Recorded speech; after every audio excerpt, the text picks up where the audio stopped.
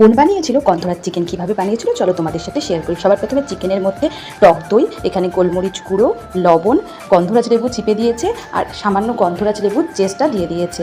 এরপর এর মধ্যে আদা রসুন বাটা আর খুব সামান্য পরিমাণে লঙ্কা বাটা দিয়ে এটাকে ম্যারিনেট করে রেখে দিতে হবে। এরপর কড়াইতে তেল গরম করে গোটা গরম মশলা ফোড়নে দিয়ে পেঁয়াজ দিয়ে ভেজে নিয়ে ম্যারিনেট করা চিকেনটা দিয়ে ভালো করে নেড়ে চেড়ে নিচ্ছে।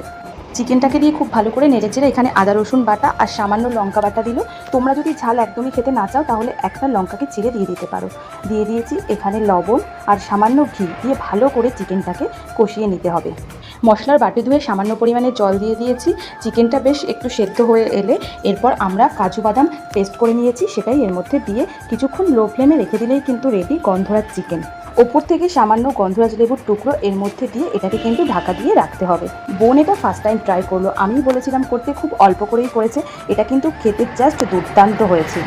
তোমরা ঠিক এইভাবেই কিন্তু একবার বাড়িতে ট্রাই করতে পারো, আশা করছি খুব ভালো লাগবে। এটা কিন্তু রাইসের সাথে সাথে পরোটা বা রুটি দিয়েও খেতে কিন্তু খুব ভালো লাগবে। রেসিপিটা কেমন লাগলো জানিও। Thanks for watching.